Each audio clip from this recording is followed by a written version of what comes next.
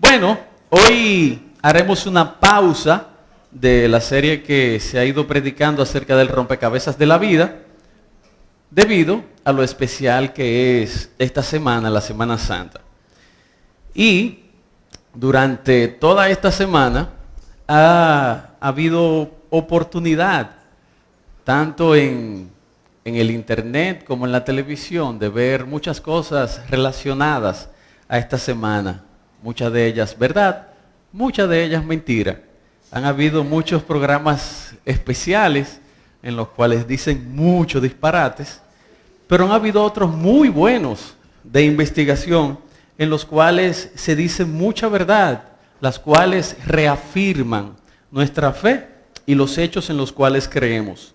Hoy quisiera hablar de este tema acerca de Junto a la Cruz, pues mientras estuve investigando para ver de qué se hablaba en el día de hoy, leí un artículo muy interesante acerca de los hechos que ocurrieron desde que Jesús entra en su entrada triunfal hasta que resucita. Y una de las cosas que hablaba ese artículo era acerca de las personas que estuvieron junto a la cruz. Entonces quisiera compartir eso en esta mañana. Y quisiera que viéramos las primeras personas que estaban junto a la cruz. Los primeros que estaban eran los líderes religiosos. Y los líderes religiosos estaban muy angustiados porque veían venir un cambio. Veían que las cosas iban a empezar a ser diferentes a como ellos estaban acostumbrados a manejar su religión. Y este versículo de Juan 11:48 sucede cuando Jesús resucita a Lázaro. Y van y se lo comunican a ellos. Y ellos hablan entre sí, muy temerosos, como, bueno, ya esto es lo que le pone la tapa al pomo. Porque este acaba de hacer algo que ninguno de nosotros podemos hacer. ¿Qué vamos a hacer ahora para decir que es mentira? Si este acaba de hacer eso, de repente empieza a resucitar a todos los muertos. Era lo que pensaban en su mente. ¿Y cómo nosotros le vamos a decir a la gente que es mentira lo que él está haciendo si resucitó un muerto? Acompáñenme a ver ese versículo en el libro, en el Evangelio según San Juan, capítulo 11, verso 48. Juan 11:48. Decían entre ellos, si lo dejamos así, todos creerán en él, y vendrán los romanos y destruirán nuestro lugar santo y nuestra nación. Imagínense, ellos estaban bajo el yugo romano y los romanos, a diferencia de otros imperios, a ellos no les importaba la religión que usted tuviera. A ellos no les interesaba eso. Ellos iban a un país y usted podía seguir con su religión, ningún problema. A ellos lo que les interesaba era la paz. Por eso usted ve en algunas iglesias que dice Pax, con X, porque era la Pax que los romanos querían. A ellos lo que les interesaba es que usted estuviera sumiso a sus reglas y que le pagara sus impuestos. Sobre todo que le pagara sus impuestos. Y los judíos, ya usted ha visto en los evangelios más atrás, ellos pagaban sus impuestos, porque se cuestiona a Jesús cuando le dicen, ¿a quién le vamos a pagar? Entonces le dice a César lo que es de César y a Dios lo que es de Dios. Bueno, eso no es tema de hoy, pero pagaban sus impuestos.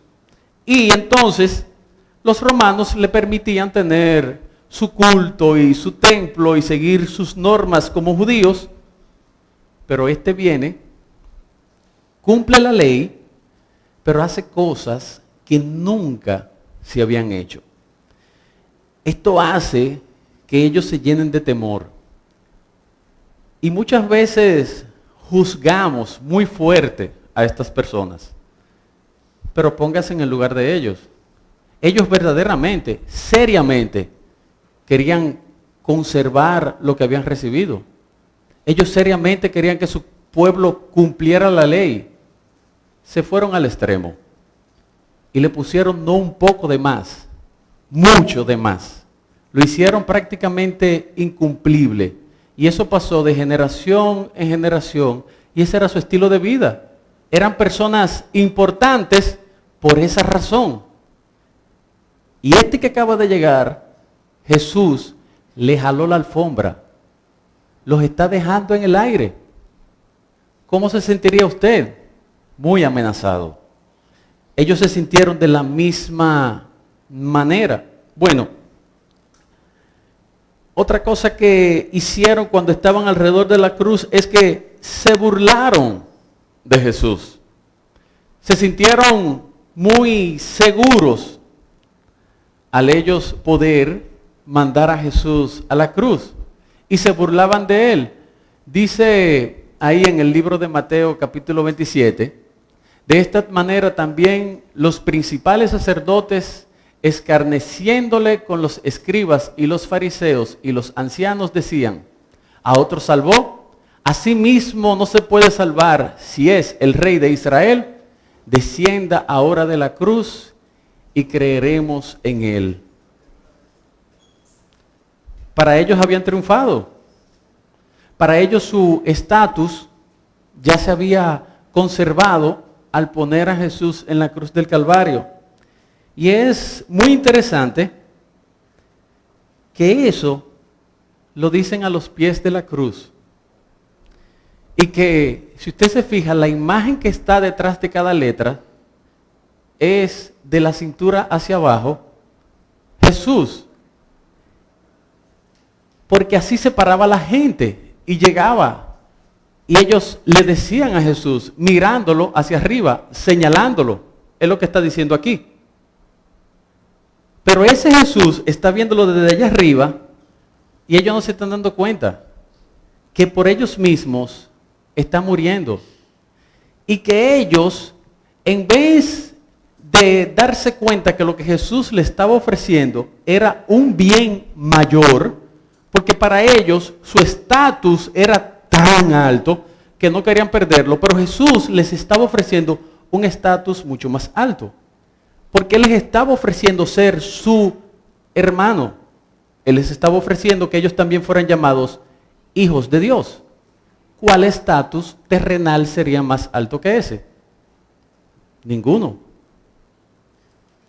No hay un estatus más alto en una compañía que cuando uno llega uno dice: yo soy el hijo del dueño. No hay otro nivel. Puede haber un presidente en la empresa, pero ese es el hijo del dueño.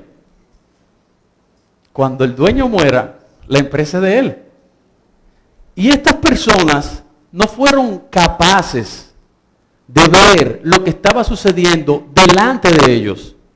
Ellos se pararon en un lugar en el cual nunca nosotros nos hemos parado ni nos vamos a parar, en la crucifixión. Y vieron cara a cara lo que estaba pasando y no recibieron lo que Jesús les estaba obsequiando en una forma gratuita, sino que lo que hicieron fue burlarse del maestro. Tuvieron la oportunidad de ceder a su estado y su posición cómoda para pasar a una posición aún más gloriosa, pero no aceptaron. Las otras personas que estaban alrededor de la cruz es la multitud y las mujeres. Y era una multitud muy voluble. Bueno, muy parecido a hoy en día. Alguien está en un grupo y empieza a vocear algo. Y el resto del grupo, como locos, empiezan a vocear lo mismo. Hace mucho tiempo, IKEA, cuando celebró su aniversario y puso los precios muy bajitos, recuerdo ver el video en Facebook de cómo rompieron la puerta de IKEA. Pero fue uno que empujó la puerta. Y cuando la puerta se movió, la avalancha de gente. Una multitud muy voluble. Una multitud que está buscando quien los guíe. Está buscando alguien a quien seguir. Y el diablo sabe eso. Si Satanás sabe que hay una sed en el ser humano de seguir a alguien. Nosotros hemos sido creados así, con ese vacío, producto del pecado. Pero ellos estaban buscando en una dirección equivocada. Y dice ahí en Marcos 15:11, Mas los principales sacerdotes incitaron a la multitud para que le soltasen más bien a Barrabás. Óigame, le ponen uno que no ha hecho nada, que todo lo que ha hecho es ayudar a todo el mundo, y le ponen a un delincuente que ha sido asesino. ¿Qué es lo lógico? Que digan que quieren que suelten a quién. Al bueno, al que no ha hecho nada malo. Pero empiezan los principales sacerdotes y los escribas y los fariseos. Me imagino verlos y planear su táctica. Y en el versículo que leímos anteriormente vemos cómo ellos planearon su plan en una forma oculta y ponerse en lugares claves y empezar a Barrabás y otro por allí a Barrabás. Entonces todo el mundo oye y dice, pero todo el mundo está con Barrabás, yo no voy a decir que suelten a Jesús, suelten a Barrabás. Todo el mundo, porque, tú no ves el paquete de gente que hay aquí, yo voy a ser el único que voy a decir a Jesús, toda esta gente me mata. Y esta multitud voluble se deja arrastrar y empujar. Están las mujeres que van junto con esta multitud detrás de la procesión camino al Calvario. Y si usted lo ve en Lucas 23, 27 dice, y le seguían gran multitud del pueblo y de las mujeres que lloraban y hacían lamentaciones por él. Esta multitud que estaban como espectadores, vienen desde gritar que suelten a Barrabás y que crucifiquen a Jesús, todo el camino hasta el Calvario. Si bien es cierto que en ese tiempo no había televisión ni muchas cosas que hacer, cuando iban a crucificar a alguien que era un malhechor o una persona muy mala, para ponerle ese castigo tan cruel, y los romanos fueron expertos en idear formas de castigar y de humillar a los que quebrantaban la ley y a sus enemigos. Y esta idea macabra de crucificar como castigo a alguien es igual que hoy en día, cuando agarran un ladrón. Solamente alguien tiene que decir, agarraron un ladrón, y todo el mundo sale donde el ladrón a golpearlo. Aún cristianos. Y eso es vergonzoso. Golpear a una persona agarrada, indefensa. Como yo siempre he dicho, si tú eres tan guapo, ¿por qué no te sueltan el ladrón y intentar trompar con él? Pero no. Ahora tú eres el hombre más valiente porque a este lo tienen atados. Nada ha cambiado. Posiblemente si Jesús fuera crucificado hoy, nosotros fuéramos detrás de la procesión a ver el espectáculo. Y toda esta gente va detrás a ver si es verdad que eso va a terminar crucificándolo, si la persona no se va a escapar o va a salir huyendo, ver cómo los guardias empujaban y maltrataban, porque algo que usted tiene que entender es que nadie iba contento hacia la cruz. El único que iba derechito sin que tuvieran que forzarlo mucho era Jesús. Pero una persona en su juicio cabal no va a querer llegar hasta allá. Entonces usted se imagina todos los golpes que había que darle a una gente para que siguiera caminando, además de llevarlo amarrado para que llegara hasta la crucifixión. Y estas personas van detrás de él igual, en el can, riéndose posiblemente cuando uno de ellos se pusiera a patalear. Pero iba un grupo de mujeres, que benditas sean las mujeres, que siempre han sostenido mucho históricamente el ministerio de Cristo y la iglesia actual. Solamente hay que voltear la cara y darnos cuenta cuántas mujeres hay en nuestra iglesia, cuántas mujeres sirven en nuestra iglesia y cuántos hombres nos ponemos de tontos a no hacer y responder al llamado que Dios nos da. Pero estas mujeres que apoyaban a Jesús lloraban amargamente porque se les iba el maestro. Ellos iban detrás de la procesión llorando, porque en su mente ya Jesús hasta ahí iba a llegar. Ya no había más nada. Su maestro, la persona que durante 3 años había estado enseñándoles y caminando con él, ya partía. Y partía en una forma en que nadie quisiera partir, en una forma muy vergonzosa. Y ellas iban haciendo lamentaciones por él. Los otros que estaban ahí eran los soldados. Y los soldados empiezan desde el principio el proceso de la crucifixión. Los soldados azotan a Jesús. Los soldados se burlan de Jesús llamándole rey. Los soldados ponen una corona de espinas en la cabeza de Jesús. Los soldados clavan en la cruz a Jesús. Los soldados se reparten la ropa de Jesús y apuestan por la túnica. ¿Qué clase de corazón tenía un soldado romano? Un soldado romano era inclemente. No medía ningún tipo de consecuencias. Era una persona que tenía un corazón exageradamente duro. Imagínese usted, Jesús es azotado, pero no solamente luego de azotarlo y darle los 40 latigazos con este látigo llamado cola de gato, que era un látigo que estaba compuesto por pedazos de hueso, piedra y de metal, y tenía muchas puntas. Y la forma de flagelar de los romanos con este látigo, a diferencia de como nosotros damos una pela, nosotros damos una pela, tan, quitán. Ellos no.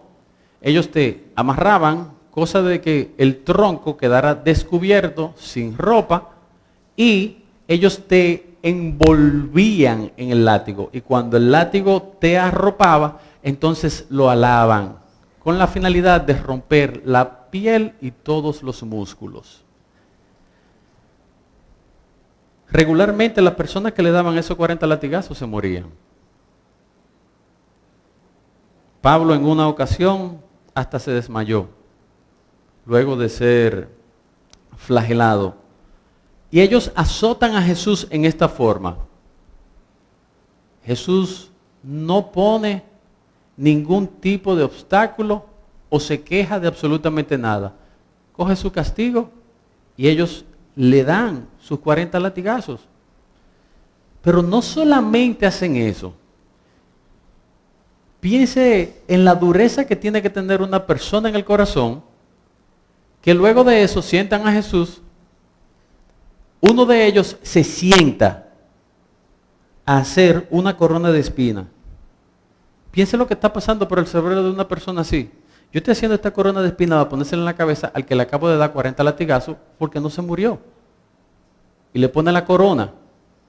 Pero no solo le pone la corona, sino que como él es el rey, entonces de una forma burlona le hacen reverencia como salve rey de los judíos, como se hacía con los reyes en esa época. Pero no solamente conforme con esto, lo voltean y le dan con sus macanas golpes. Y cada vez que le daban un golpe lo volteaban y le decían, adivina quién fue. Le decían profetiza. Y estas personas, los soldados, llevan a Jesús hasta la cruz. Y a diferencia de otras personas, que para que su mano pudiera ser clavada en la cruz, yo supongo que había que agarrarlo muy duro. En el caso de Jesús, en ningún momento dice que él puso ninguna oposición. Y ellos viendo que él no ponía oposición, sin ningún problema, lo clavan. Y ya clavado y levantado en la cruz del Calvario, delante de la persona que está sufriendo, ellos agarran la ropa de Jesús y dicen, bueno, ¿cuántos somos? 1, 2, 3, 4, 5. Vamos a partirle en 5, un pedazo para cada uno. Pero la túnica es muy buena, no la rompamos. Vamos a echar suerte sobre ella y el que se la gane se queda con ella y la lava en su casa. Eso hacen esas personas. A ese nivel es la dureza de su corazón. Y están debajo de la persona que lo está mirando y está muriendo por ellos también. Está muriendo por ese grupo de soldados con un corazón tan duro para que ellos también puedan ser salvos. Y un día pudieran compartir con Él en el reino de los cielos. Por esos que están ahí abajo. Pero ellos vieron la cruz y no lo aceptaron. Dentro de los soldados romanos existía el centurión. Un centurión era una persona muy valiente. Y su armadura, a diferencia de la de los demás soldados, tenía la imagen de César en su pecho, simbolizando que César era quien mandaba en su corazón. Y esta persona tenía a su mando 100 soldados. Y es muy interesante que este centurión es quien debe haber comandado las 100 personas que se encargaron de la crucifixión. Debe ser el jefe que se asignó para que realizara la crucifixión. Él fue que trazó todo el camino, toda la estrategia, posiblemente fue al patio y le dijo, tú y tú son los que le van a dar los latigazos como jefe. Pero sucede algo muy interesante con este centurión. Y es que al momento de Jesús morir y consumarse el acto de la crucifixión con la muerte de Cristo, la tierra tiembla y el día se oscurece. Y el soldado se para frente a la cruz y mira a Jesús y dice en Marcos 15:39, y el centurión que estaba frente a él, viendo que después de clamar había expirado así, dijo, verdaderamente este hombre era el Hijo de Dios. Él se para y él mira hacia la cruz y piensa ¿matamos al Hijo de Dios? Pero en ningún lugar habla de su arrepentimiento. En ningún lugar después habla de que él se convirtió. Yo me imagino lo duro que debió de ser la vida después para ese soldado. Yo imagino el peso en su corazón durante esa noche. Al él reconocer que había matado al Hijo de Dios. Y entendamos que en la religión para los romanos, como para los griegos y para todas las personas de esa época, los dioses tenían hijos. Y los hijos peleaban batallas, venían aquí a la tierra y tenían hijos con mujeres de aquí, entonces eran semidioses. Y para él mató a uno de esos semidioses. Imagínense en la mente de él y de su religión cómo él debe pensar que ahora los dioses se iban a volcar sobre su vida para que le fuera mal. Porque en vez de él ayudar a este hijo, a este semidios, en vez de ayudarlo, lo que hizo fue matarlo. Y es interesante uno recrear o inventarse una historia acerca de cómo sería la vida de este señor a partir de ahí. Pero más que Dios volcar su ira sobre él, él no se estaba dando cuenta que ese que estaba en la cruz también estaba muriendo por él.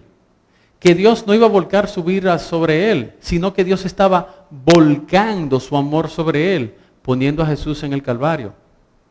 Pero él estuvo ahí y solamente reconoció que Jesús era un hijo de Dios.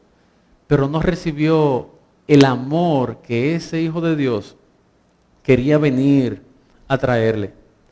Otras personas que estaban alrededor de la cruz eran María Magdalena, María la madre de Jesús y Juan, el discípulo amado. Fueron testigos cercanos de la gracia de Dios.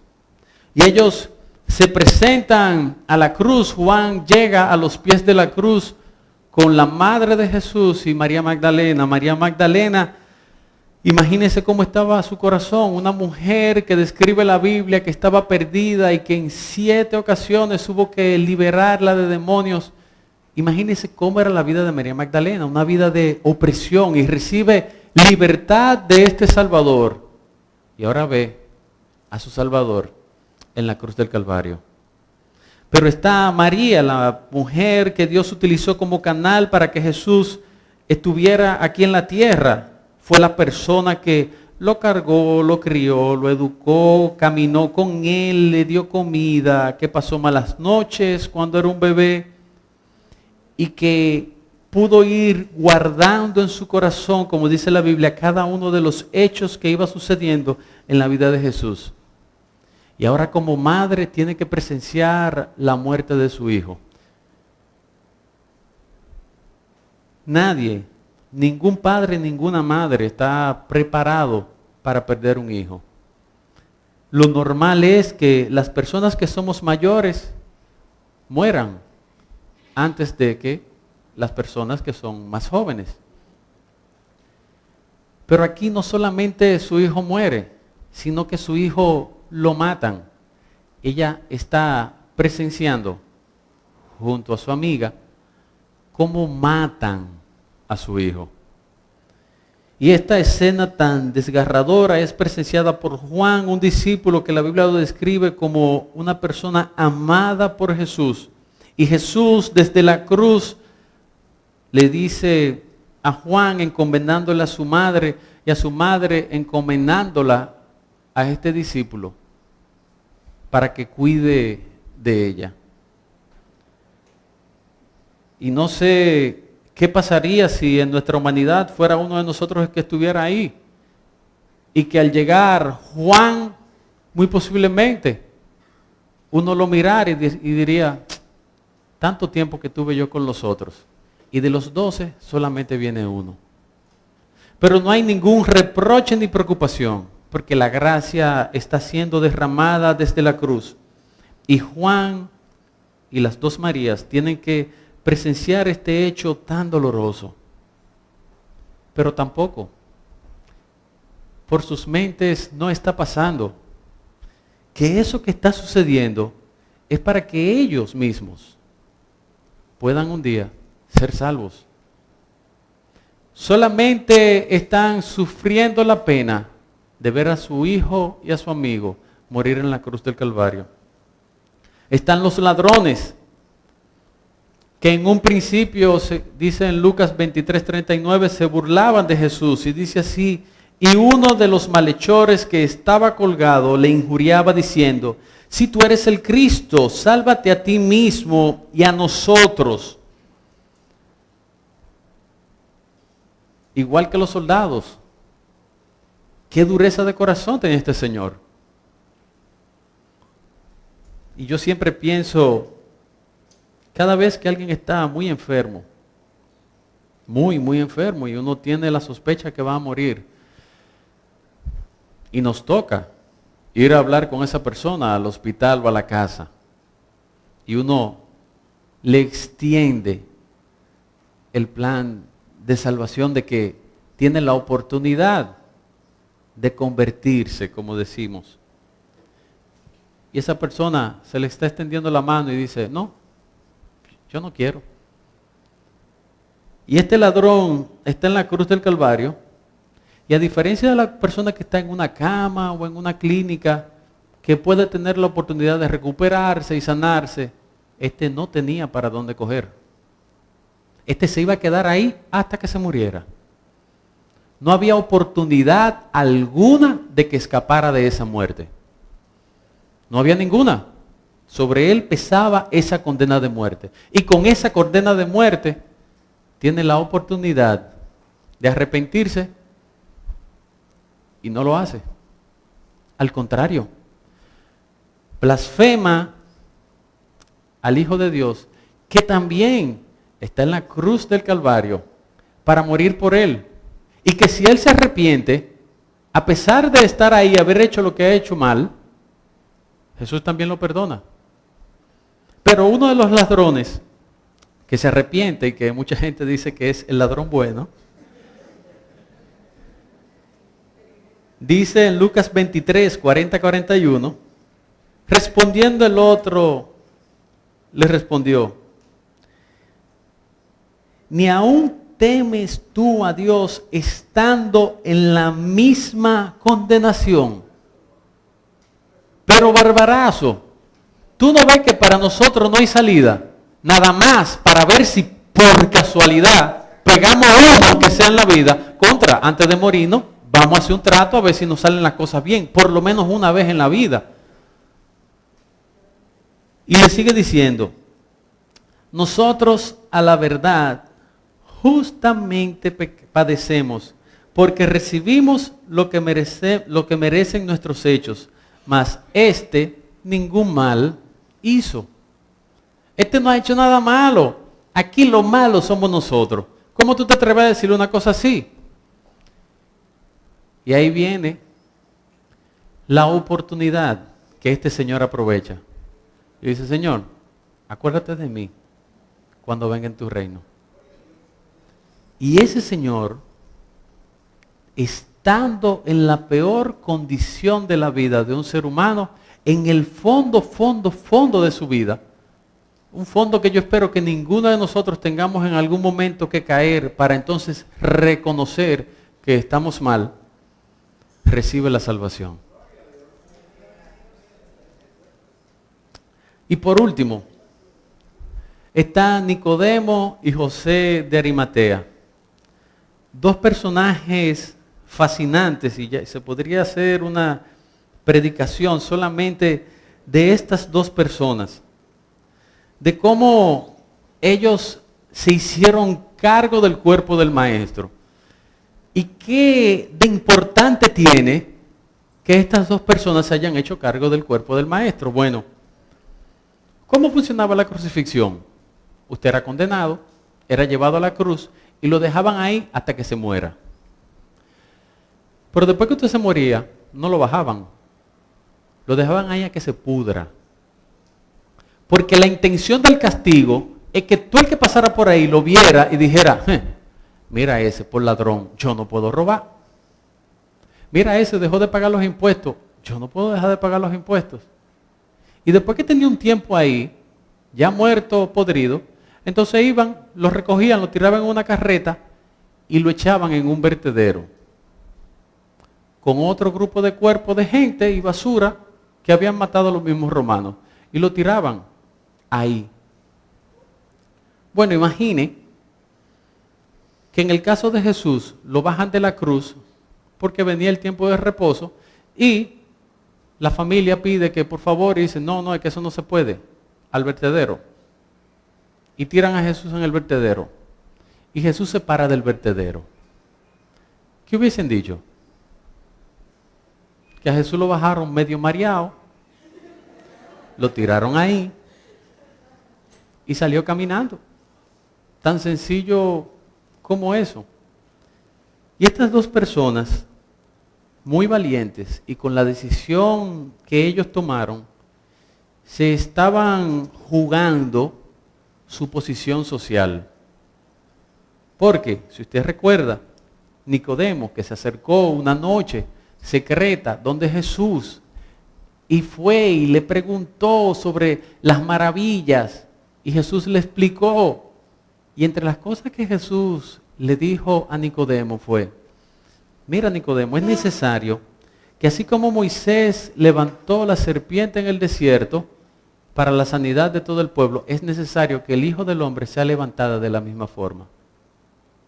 Y yo me imagino, y la Biblia no lo dice, que mientras Nicodemo estuvo ahí en la crucifixión, cuando Jesús es levantado y él asocia lo que Jesús le dijo con lo que Nicodemo conocía muy bien, la Torá, y lo ve, ahí le cae la peseta.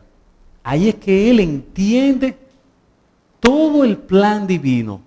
Imagínense cómo empezó a caerle en su mente las profecías de Isaías, todas las cosas, una detrás de otra. Y este señor decide dejar de ser un discípulo que seguía a Jesús en una forma secreta, y José de Arimatea, que también lo seguía en una forma secreta, deciden hacerlo público. Pero al hacerlo público, ellos saben las consecuencias que van a tener en su círculo social, que ya ellos los van a apartar. Y piden el cuerpo, y Nicodemo lleva la cantidad de especias que se necesitaba para poder embalsamar al maestro. Y llevan el cuerpo y lo depositan en una tumba que nunca había sido usada, en un huerto que estaba cerca de la crucifixión. Y es interesante que luego de Jesús ser crucificado y puesto allí en esa cueva, y se le pone la piedra y un sello romano y se manda a poner una guardia, que cuando Jesús resucita, los testigos de la resurrección, que fueron los guardias romanos, son sobornados para que digan una mentira.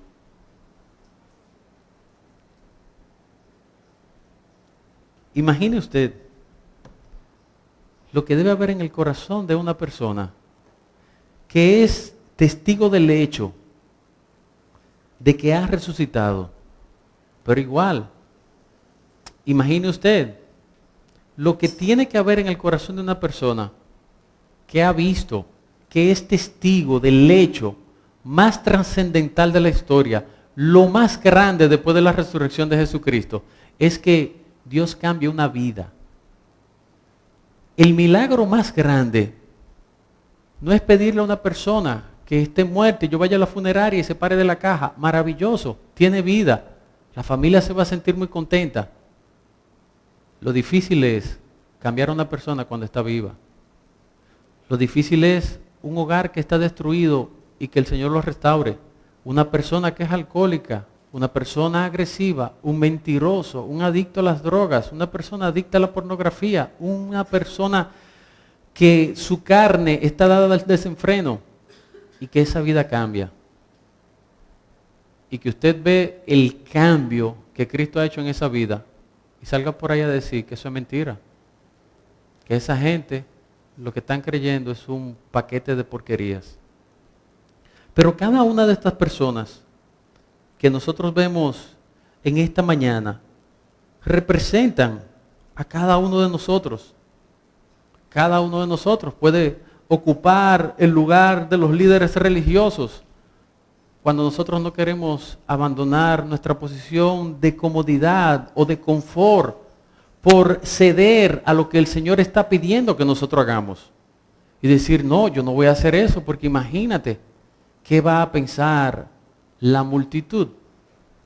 ¿Qué va a decir la gente cuando yo seriamente decida hacerlo diferente? A veces somos parte de la multitud y nos dejamos arrastrar y usamos el término que regularmente se usa en nuestro país. Bueno, todo el mundo lo hace así, pero nosotros no somos parte de todo el mundo. Nosotros hemos sido apartados para la gloria y honra del Señor. Somos santos. Entonces nosotros no podemos dejarnos arrastrar por lo que cree la multitud o por las costumbres que se utilizan en nuestro país. Nosotros somos de un linaje escogido. Nuestros corazones a veces son endurecidos como el soldado romano. Y no nos compadecemos de la necesidad o de lo que está sucediendo delante de nuestros ojos porque yo tengo mi propia necesidad o algo que hacer. Y no puedo detenerme, mi trabajo o mi función es esta. Bueno, ese es su problema, yo resuelvo el mío, el que resuelve el de él. Y le pasamos por arriba a esa persona y no nos detenemos un momento a ver que estamos haciéndole daño. Muchas veces también somos como el centurión, solamente reconocemos que Jesús es el Hijo de Dios, pero no controla mi vida. Mi vida es mi vida, la de Él es la de Él. Yo sé que sí. Yo sé que Dios existe. Yo sé que Jesús es real. Yo creo que Él murió en la cruz del Calvario por los pecados, pero yo necesito seguir teniendo el control de las cosas que yo hago y no arrepentirme. Como María, Marta y Juan solamente se lamentaban por la tristeza de lo que estaba pasando su maestro. En una época como esta, muchas veces muchas personas se ponen nostálgicas y lloran por los hechos que están sucediendo y ven en la televisión y recuerdan en su mente la pasión de Cristo. Pero solamente es eso, un tiempo de sentir dolor y sufrimiento por lo que pasó el maestro. Pero no hay un arrepentimiento genuino y verdadero. Otros a veces, como el ladrón, tienen la oportunidad de recibir un cambio en su vida y a pesar de que están en el hoyo, no quieren salir de él. Y no toman la mano que el maestro le está entregando en ese momento para que puedan ser salvos. Pero hay algunos como Nicodemo y José de Arimatea que deciden abandonar su lugar cómodo. Que a pesar de que todo el mundo piense que ellos se han vuelto locos, deciden dejar de ser personas que sigan a Jesús en una forma oculta y hacen pública la decisión que hicieron en privado. Vamos a inclinar nuestros rostros y cerrar nuestros ojos.